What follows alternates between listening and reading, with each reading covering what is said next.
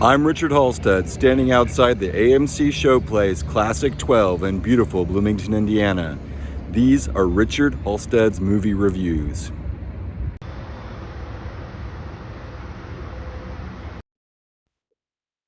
Hi, Richard Halsted here. I realized it's only 20 bucks a month in my local AMC to see 12 movies a month. So I'm going to start reviewing movies. I'm going to go to the movies a lot. Last time I went to the movies, I hurt my leg real bad.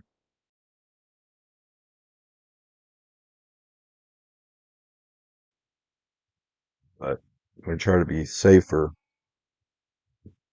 riding my scooter to the movies from now on. Tonight's movie is Teenage Mutant Ninja Turtles Mutant Mayhem, the Seth Rogen Ninja Turtles. So enjoy this review.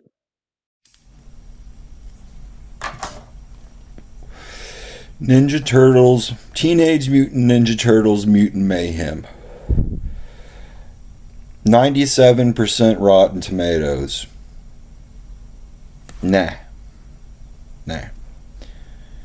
Just got back. Movie was at dinner time on a Thursday, so wasn't many people in there. There was like husband and wife with a kid and then a lady with a kid. And I'm sitting at the top in the middle.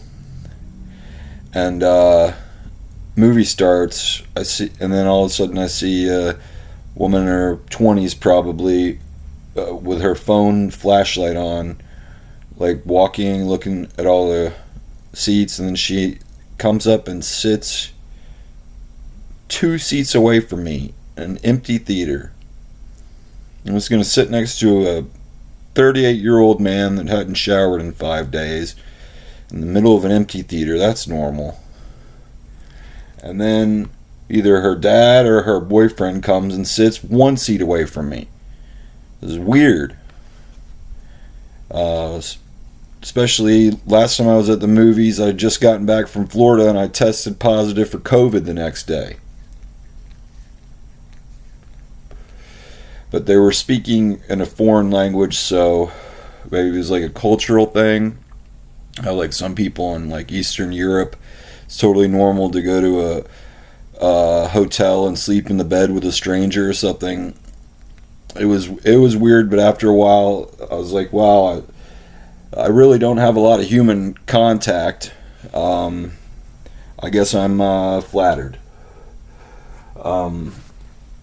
Anyway, I digress. The movie starts off with Seth Rogen giving you a special message at the beginning. Just so you can be 100% positive this movie was made by Seth Rogen. He's an auteur now.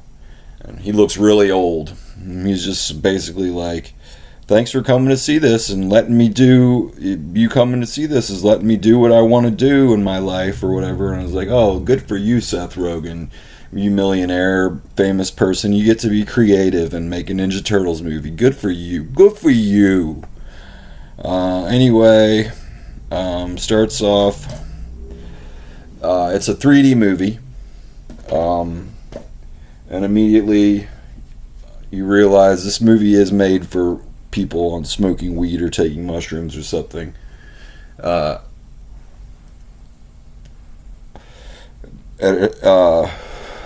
trippy visuals, but it is derivative of Spider-Man into the Spider-Verse style animation. But it looks cool. Soundtrack and score were very good for people who smoke weed. Let's get into the characters. The only turtle that anywhere resembles the turtles in their original form is Leonardo. He's like a leader, and he has like a Leonardo type voice. Donatello has a children's voice. It sounds like an 8-year-old.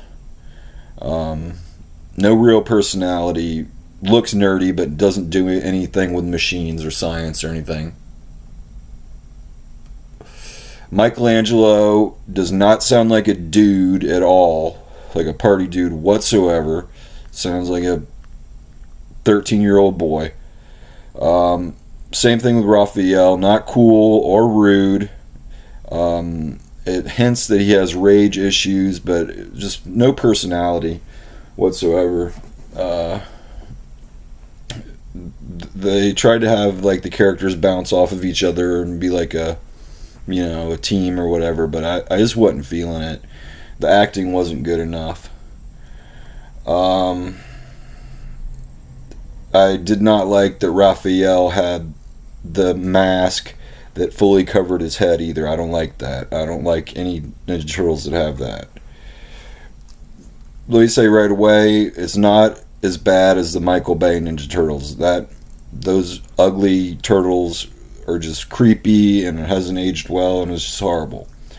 April O'Neil is still the object of the turtles' lust, but instead of being a TV reporter, she's a fat, frumpy, nerdy, acneic high school student who works for the school newspaper, and she vomits all the time.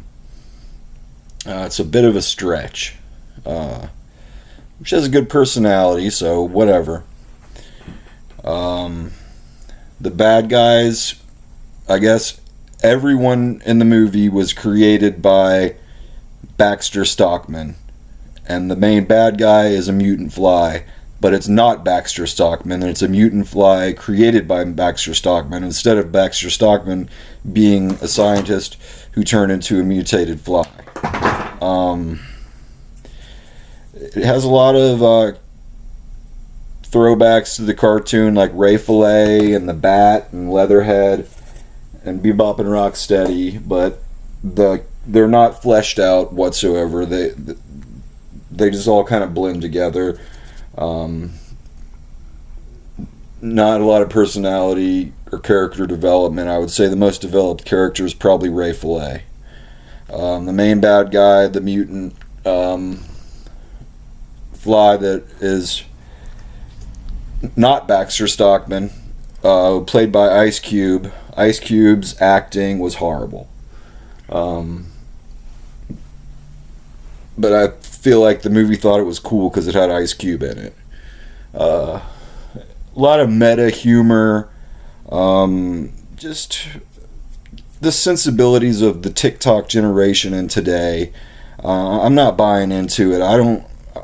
The kids seemed to like it at the end. I took a quick glance and the kids were like dancing at the end of the movie when I was walking out, and they seemed really happy to see the movie. I guess that's what kids like nowadays. I don't know. I don't get it. Kids watch total shit nowadays. What